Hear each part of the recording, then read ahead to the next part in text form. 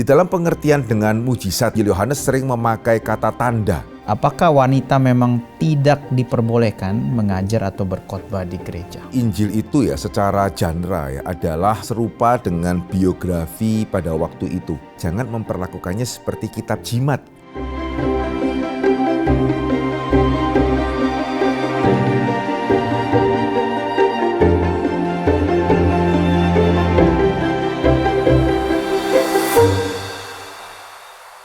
Selamat datang di Fokus Q&A, Fondasi Kekristenan untuk Semua. Program yang memfasilitasi iman kita dalam mencari pengertian menuju orang Kristen yang dewasa. Saya Kias sebagai host dan di sini hadir Pendeta Dr. Hendry Ongkowijoyo, dosen Perjanjian Baru dari STT Reform Injili Internasional yang akan meresponi pertanyaan-pertanyaan kita.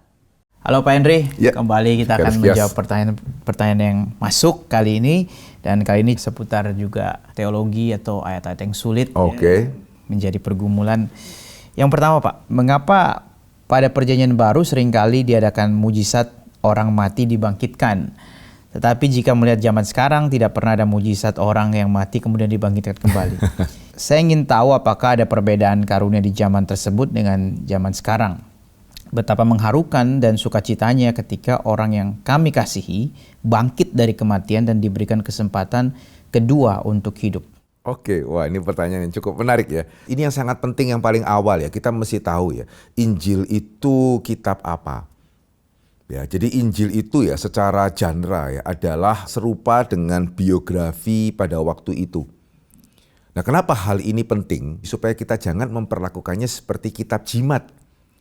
Ya, jadi pada waktu kita mengatakan bahwa Injil merupakan biografi, itu berarti ya seperti halnya biografi hari ini fokusnya adalah kepada satu individu.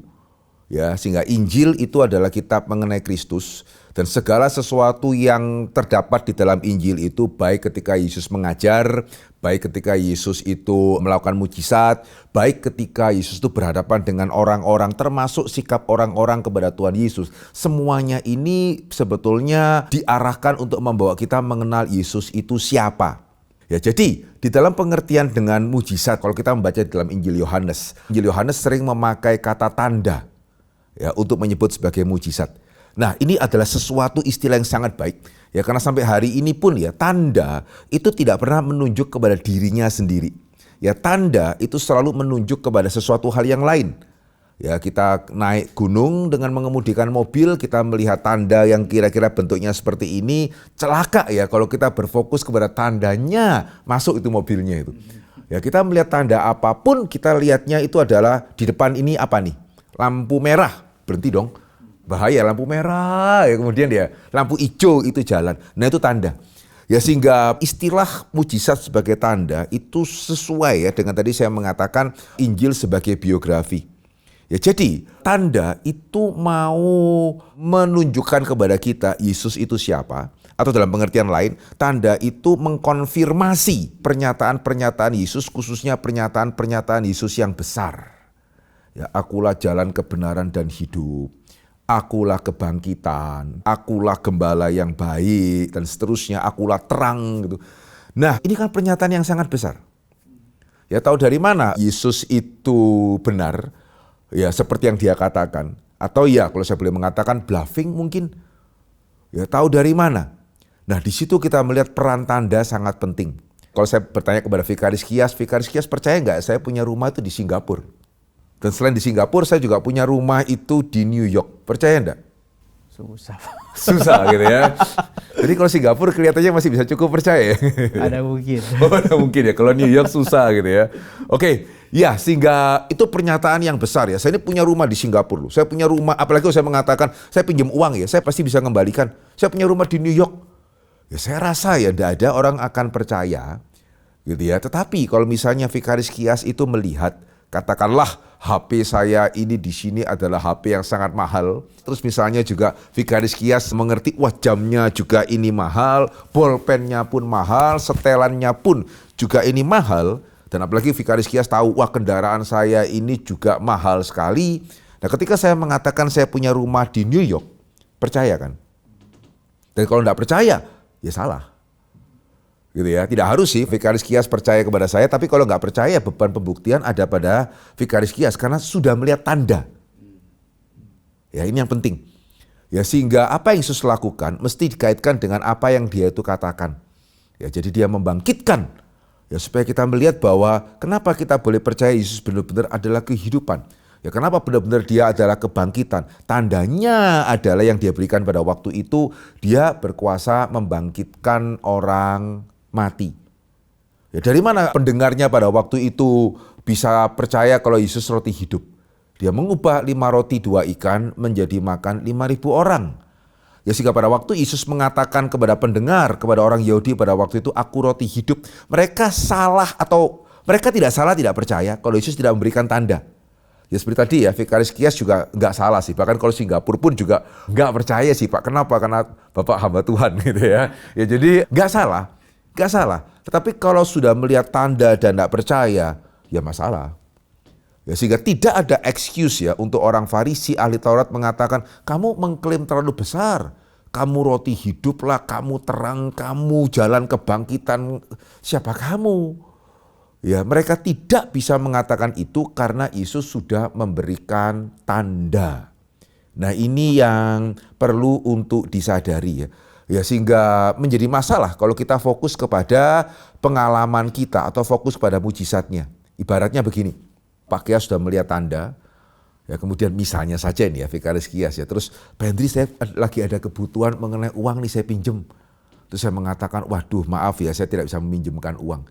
Terus misalnya Vikaris Kias bilang kemana-mana, wah tadinya saya percaya itu Pendeta Hendri kaya, ternyata tidak, buktinya saya pinjam uang juga nggak dipinjem. Ya berarti dia itu tidak kaya gitu ya. Nah, itu atau misalnya tidak murah hati. Padahal misalnya Vikaris Kias tahu selain saya punya tanda-tanda tadi, saya juga ada tanda-tanda lain yang menunjukkan kemurahan hati saya gitu ya. Itu salah loh. Nah, ini yang sering kali terjadi.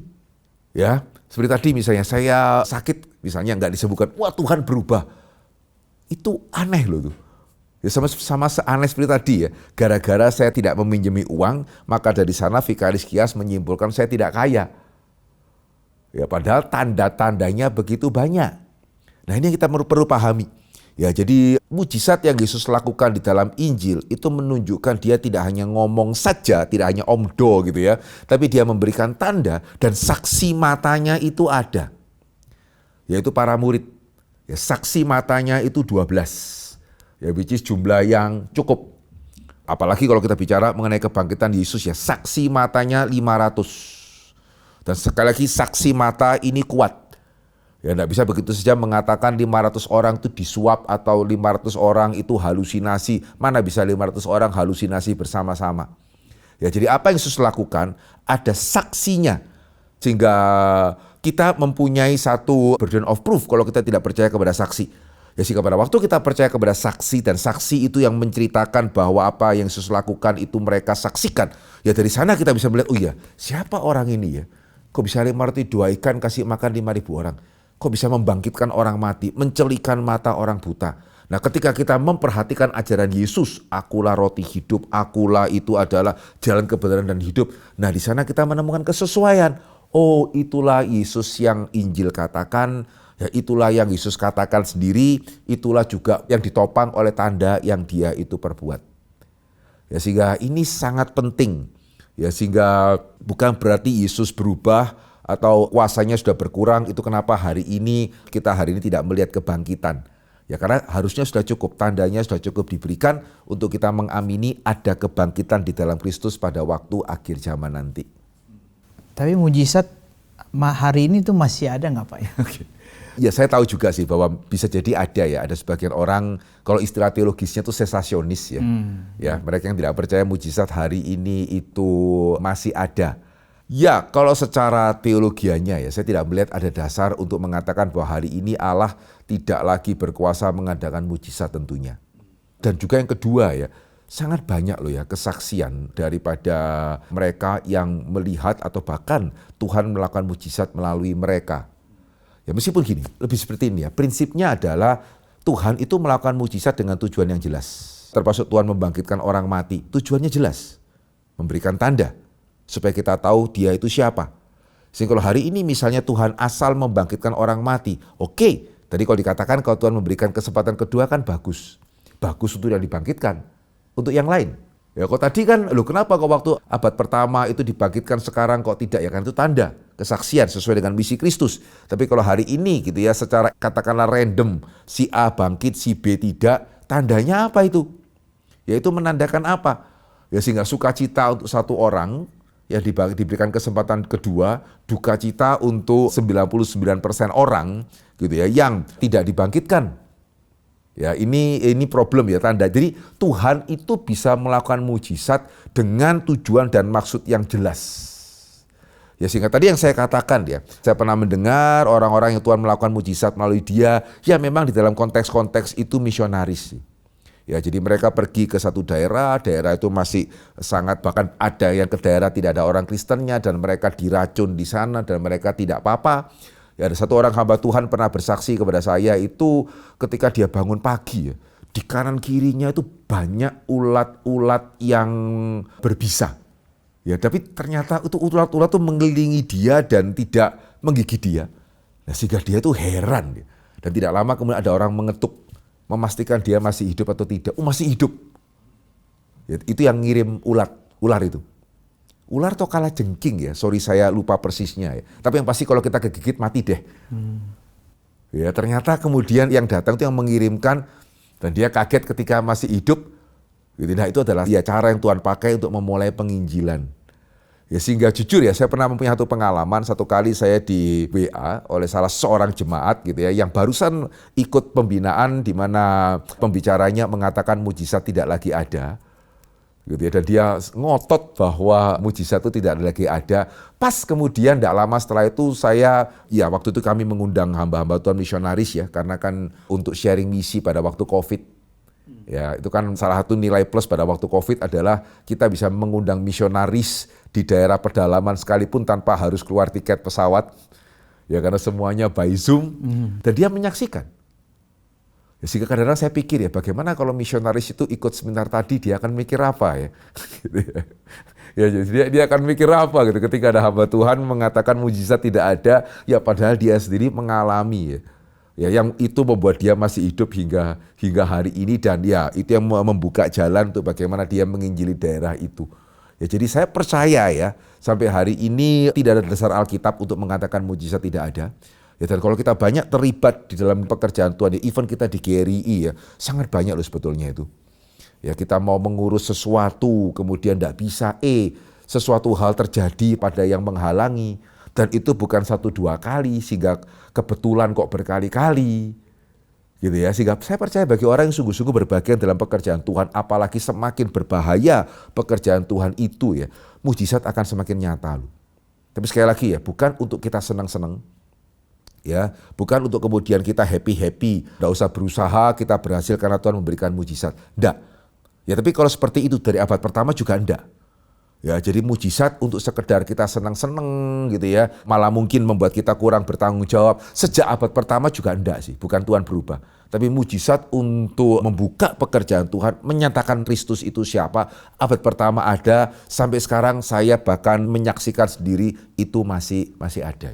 Apa bedanya dengan istilah luck ya Pak? Karena banyak juga orang hari ini percaya bahwa hasil studi dia, sekolah dia, perhitungan dia, kalkulasi dia itu seringkali bukan penentu segala sesuatu, tapi ada faktor luck gitu. Dan itu sering dialami juga sama orang lain. Apakah sebetulnya itu juga yang orang Kristen alami? Cuma kita pakai istilah mujizat, anugerah Tuhan, tetapi sebetulnya ya luck semacam itu atau faktor X yang kita mungkin undefined gitu. Oke, wah ini pertanyaan yang bagus ya. Nah kita perlu sepakat satu hal nih. Luck itu berarti kan tidak bisa dirumuskan kan. Bagaimana caranya supaya saya luck? Ya tidak bisa. Nggak bisa. Nah ini yang menarik ya. Saya pernah membaca sebuah buku. Ya buku itu membedakan antara perusahaan yang sangat sukses dengan perusahaan yang sukses abadi. Maksudnya kesuksesannya itu sudah terbukti bertahan.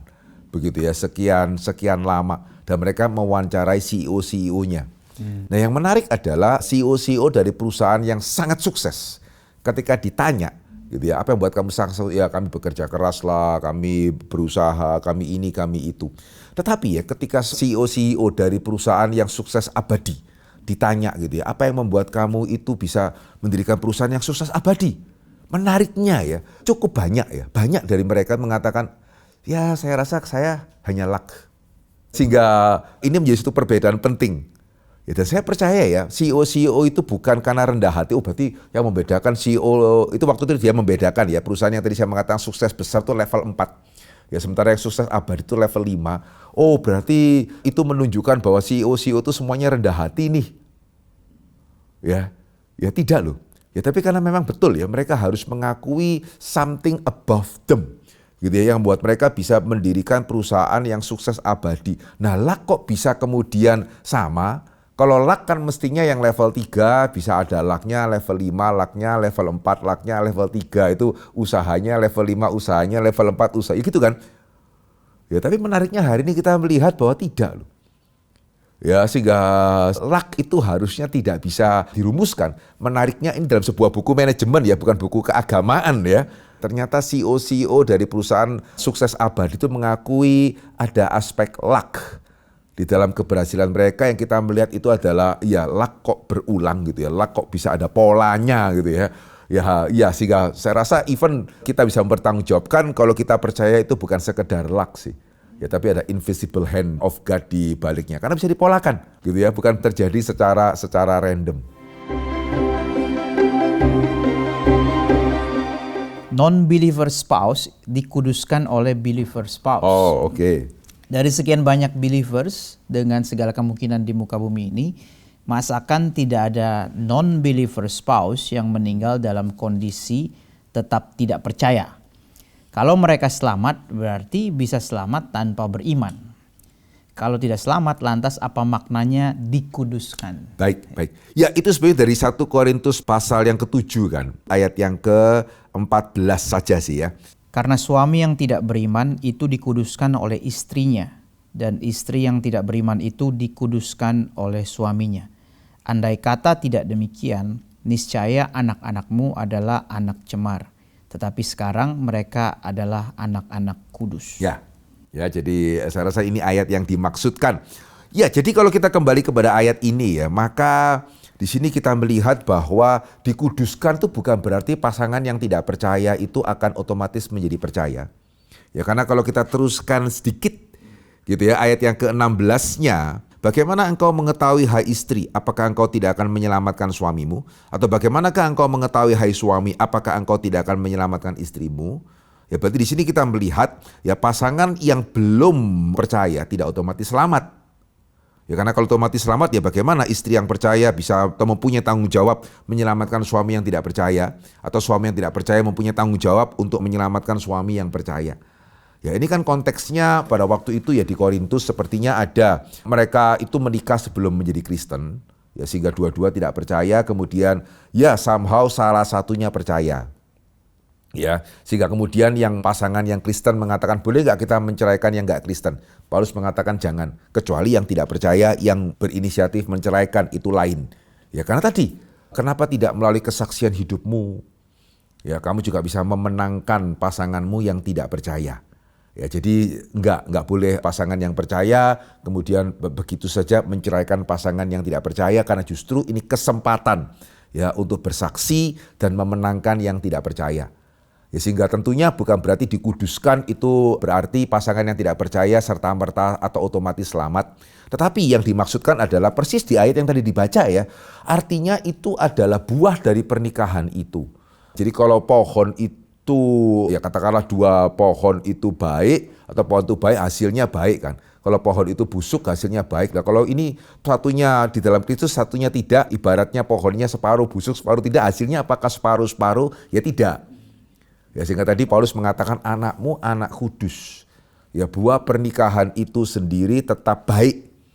Ya jadi anak dari pasangan yang papanya Kristen atau papanya percaya mamanya bukan dan sebaliknya tidak menjadi anak separuh-separuh. Tidak jelas anak Tuhan juga tidak jelas anak dunia, tidak ya. Ini mengatakan buah pernikahan itu ya dikuduskan oleh pasangan yang sudah percaya. Ya, ini serupa ya meskipun tidak persis sama ketika Yesus menyentuh orang kusta. Ya, bukan kustanya separuh, enggak kusta, Yesus separuh kusta gitu ya. Yesus menguduskan orang kusta itu. Ya sehingga sama ya, pasangan yang percaya menguduskan pasangan yang tidak percaya sehingga buahnya anaknya itu adalah kudus. Tanpa harus membuat pasangannya itu otomatis menjadi orang percaya. Itu tugas pasangan percaya untuk menginjili dan bersaksi. Yang kusta itu kalau dalam perjanjian lama itu justru yang menajiskan. Yang lain ya.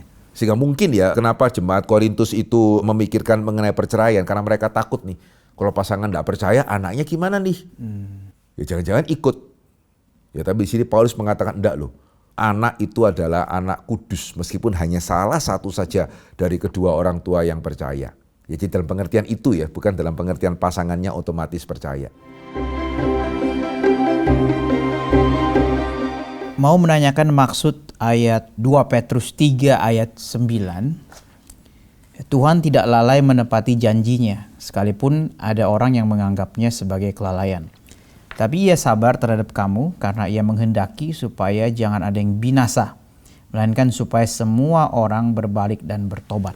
Pertanyaannya, apa arti dari Tuhan mengatakan tidak inginkan seorang pun binasa? Sementara kita percaya Tuhan memilih sebagian untuk diselamatkan. Oke, baik. Nah, sehingga saya mau jawab dari dua sisi ya, secara sistematik juga secara biblika. Karena pertanyaannya ini juga menggabungkan dua sisi. Satu sisi kan ada ayatnya ya, tapi pertanyaannya adalah pertanyaan berkenaan dengan predestinasi ya, which is itu masuk ke dalam ranah sistematika sebetulnya. Ya, jadi di dalam teologi reform kita membedakan antara descriptive will dan prescriptive will. Dekrit dan perintah.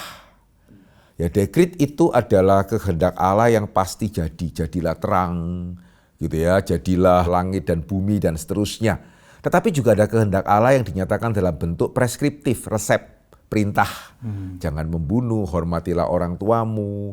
Dalam satu pengertian ya, kita bisa mengatakan bahwa sama seperti ketika Allah itu memerintahkan jadilah terang, dia menginginkan terang itu jadi. Ya demikian juga ketika Allah memerintahkan hormatilah orang tuamu, janganlah mencuri, jangan bersaksi dusta, dia mempunyai keinginan yang sama. Ya, untuk perintahnya ini juga dijalankan. Nah, cuman bedanya memang dia dalam hal dekrit itu tidak mungkin tidak terjadi. Ya, tetapi dalam hal preskriptif ya nyatanya ya hari ini kita melihat bahwa manusia itu banyak yang tidak hormat, lah membunuh dan melanggar 10 perintah Allah dan seterusnya. Ya, tetapi bukan berarti kemudian Allah senang ketika manusia itu melanggar. Nah, ini perlu dibedakan dengan baik. Sehingga dalam pengertian itu kita bisa memahami bagian ini ya. Allah memang menginginkan orang-orang itu bertobat. Ya sama seperti Allah menginginkan bagaimana perintahnya ditaati. Ya tetapi Allah tidak mendekritkan hal itu. Dan ini yang penting ya, tidak ada kewajiban Allah untuk kemudian memastikan ya setiap manusia harus sanggup untuk menaati 10 perintah Allah. Kalau tidak sepertinya Allah tidak berdaulat. Tidak. Ya sehingga pengertian kita akan kedaulatan Allah itu perlu untuk lebih menyeluruh. Ya jadi sebuah negara yang berdaulat bukan berarti negara yang ketika membuat perintah tidak ada rakyat itu bisa melanggar. Tidak. Ya negara yang berdaulat adalah negara yang membuat perintah dan dia sanggup untuk menjatuhkan sanksi kepada siapapun yang melanggar. Ya mulai rakyat paling kecil sampai pemerintah yang paling besar. Semakin negara itu bisa menjalankan sanksi terhadap setiap pelanggaran tanpa memandang bulu, ya termasuk juga dari pihak luar negeri kalau melanggar, ya mau dari negara manapun begitu ya ketika melanggar kita bisa menjatuhkan sanksi selama itu memang terjadi di wilayah kita. Nah di sana kita bisa mengatakan wah ini negara ini berdaulat. Ya tanpa harus berarti negara itu tidak menginginkan untuk rakyatnya patuh dan juga negara itu tidak ada kewajiban ya. Ya untuk wah kamu sudah melanggar ya saya buat kamu tidak melanggar terus saya ampuni kamu. Tidak ada kewajiban loh untuk hal itu loh. Jelas ya. Sehingga dalam pengertian itu amin. Allah menginginkan semua orang bertobat sama seperti Allah menginginkan manusia tidak melanggar perintah-perintahnya sama seperti Allah menginginkan terang itu jadi. Tetapi ya Allah tidak mendekritkan segala sesuatu dan Allah tidak berkewajiban untuk memastikan atau menyelamatkan orang yang melanggar.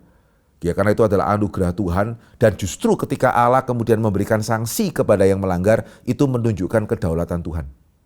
Ya ini adalah jawaban dari sisi sistematik ya. Nah dari sisi biblika ya bagaimana menafsirkan Alkitab secara konteks itu penting ya. Jadi meaning always in context.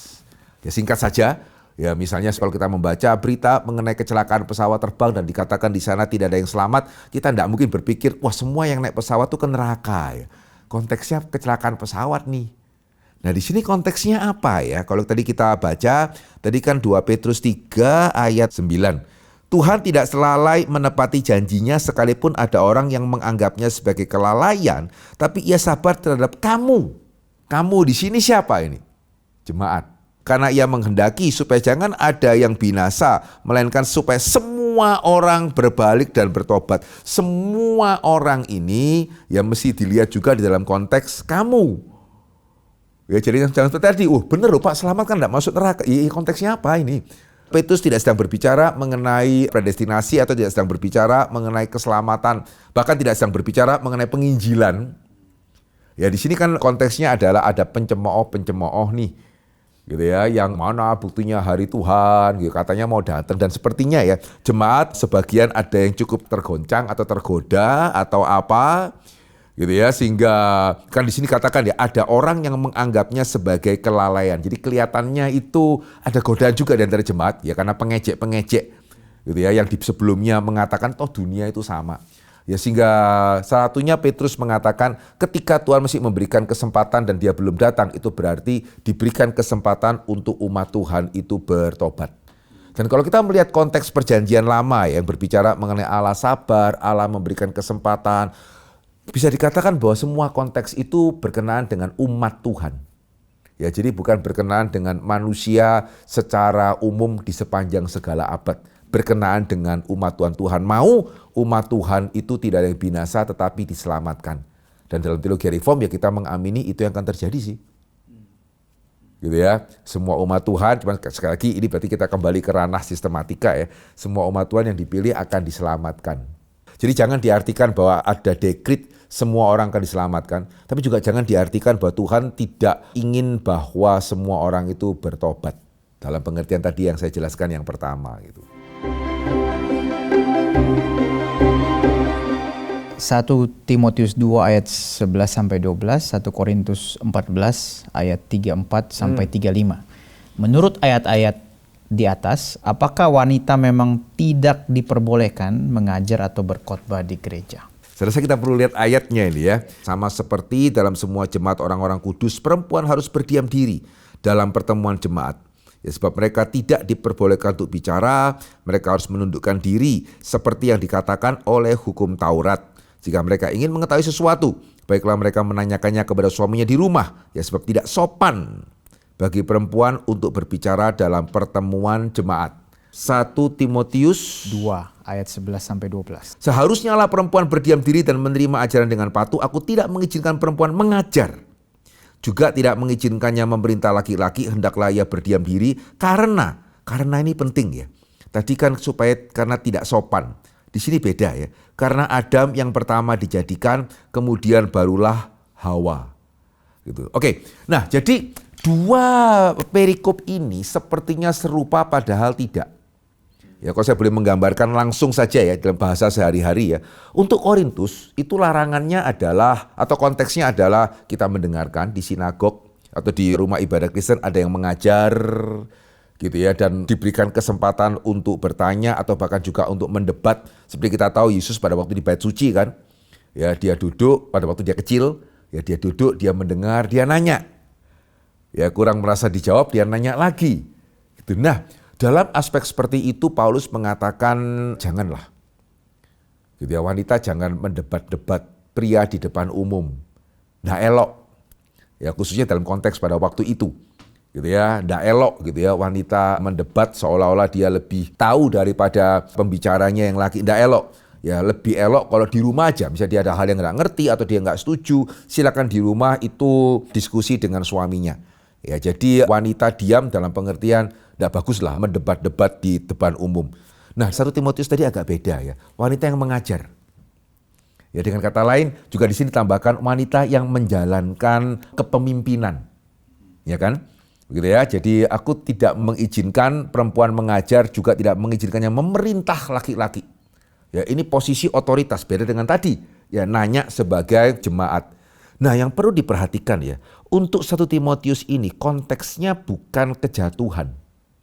Jadi kalau tadi ya tidak sopan, ya kita hidup dalam dunia berdosa ya di mana bisa jadi manusia sulit menempati ordo yang seharusnya, gitu sehingga konteksnya beda.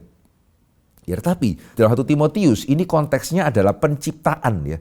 Adam yang pertama kali dijadikan, kemudian barulah Hawa. Ya, ini kan bukan setelah manusia jatuh ke dalam dosa kan? Ya, ini kan sebelum manusia jatuh ke dalam dosa juga seperti ini. Nah, sehingga ya kalau kita boleh melihat di dalam skema teologi reform khususnya ya CFRC, hal-hal yang berkenaan dengan fall itu yang ditebus. Ya, penebusan, ya redemption itu berkenaan dengan hal-hal yang di dalam aspek fall. Ya, penciptaan itu tidak ditebus. Ya, sebelum kita jatuh ke dalam dosa, kita bekerja, ya setelah jadi Kristen juga harus bekerja.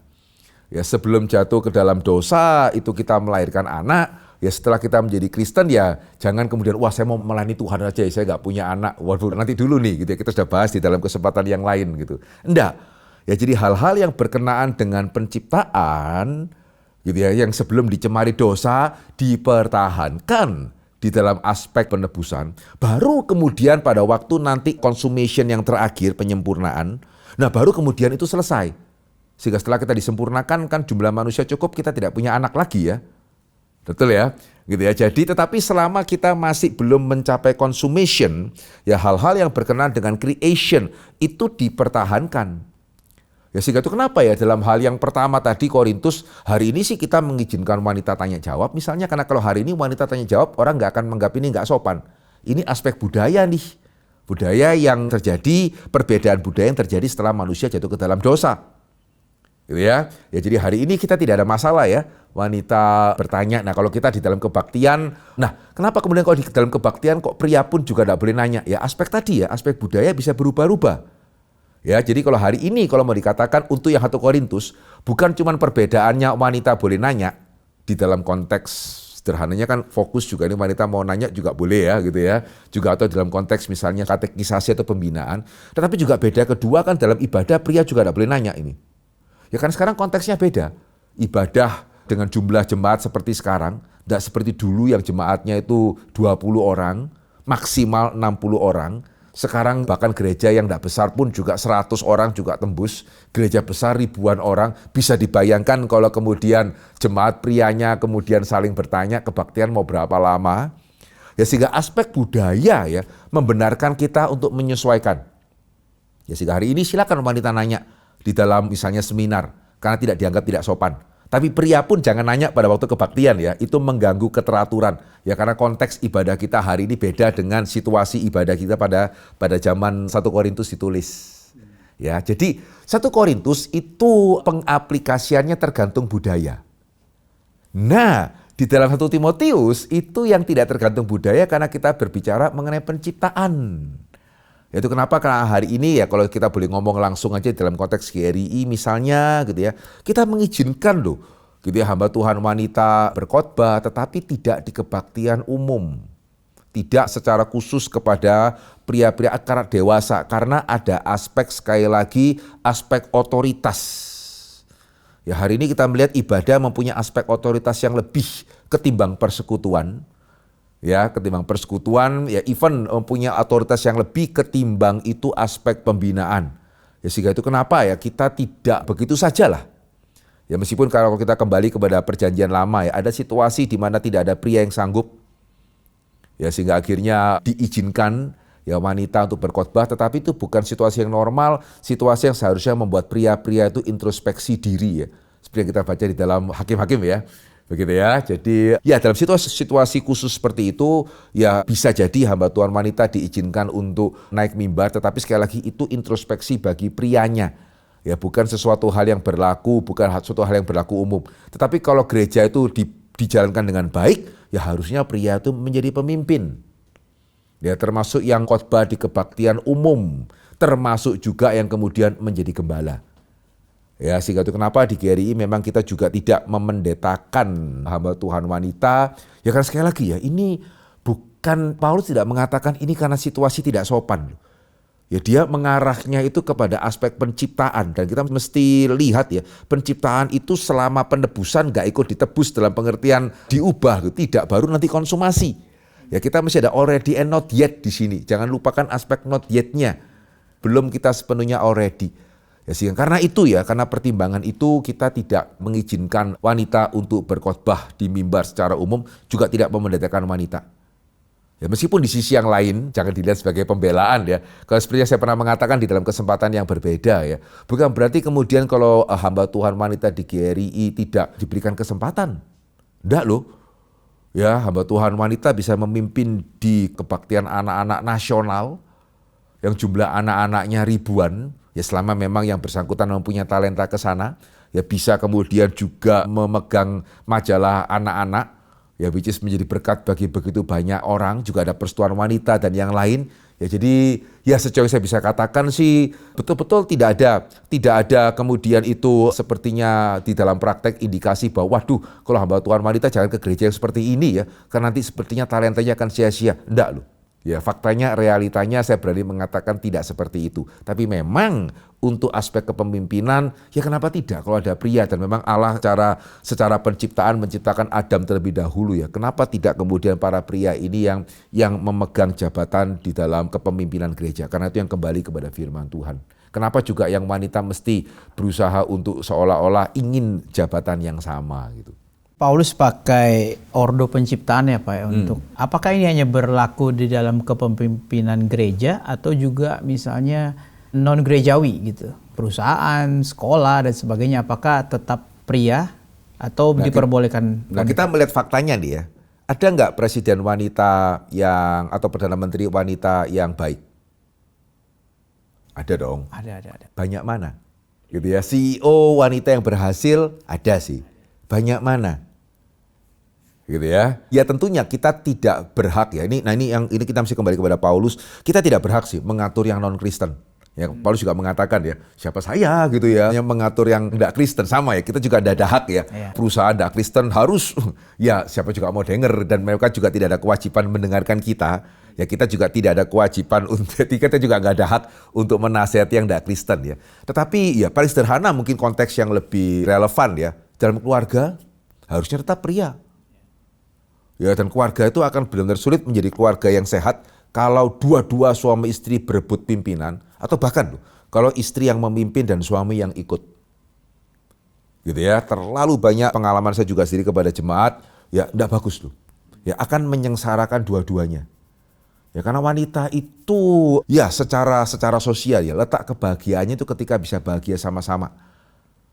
Ya sih, ketika seorang wanita itu berhasil dan dia melihat suaminya gagal, suaminya di rumah nggak ngapa-ngapain, gitu, suaminya tertekan karena istrinya kok kerja gitu ya. Saya nggak melihat bahwa wanita itu bisa benar-benar merasa fulfill.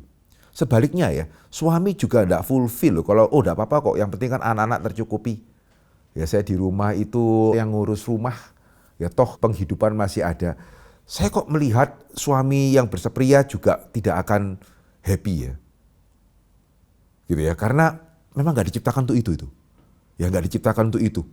Ya jadi ya at least dalam pihak keluarga ya akan sangat baik ya kalau pria itu yang memimpin dan wanita yang mendorong pria itu sehingga bisa menjadi pemimpin yang baik.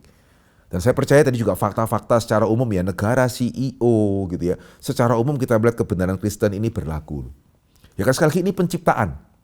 Bukan masalah chauvinis atau apa, ini fakta penciptaan. Ya Tuhan menciptakan pria dan wanita itu tidak sama. Siapa mau membantah? Ya karena faktanya begitu jelas dong bagaimana pria bisa melahirkan anak begitu ya. Jadi ini adalah fakta penciptaan ya, bukan sekedar fakta budaya yang bisa berubah, yang perlu penyesuaian ketika manusia bertambah maju atau bertambah banyak begitu. Baik Pak Henry, terima kasih untuk jawaban-jawabannya, untuk setiap bijaksana dan ya kiranya boleh menjadi berkat ya. Terima kasih Pak. Sama-sama. Kita bersyukur pertanyaan-pertanyaan sudah boleh dijawab, tapi kalau saudara masih mempunyai pertanyaan yang lain, silakan mengirimkan pertanyaan Anda melalui WhatsApp atau komen di YouTube. Link kelas fokus dari episode 1 sampai 22 yang membahas dari penciptaan sampai eskatologi bisa didapatkan di dalam kolom deskripsi. Jika saudara mendapat berkat dari program ini, silakan share kepada yang lain. Mari kita bersama bertumbuh menjadi orang Kristen yang dewasa. Tuhan memberkati.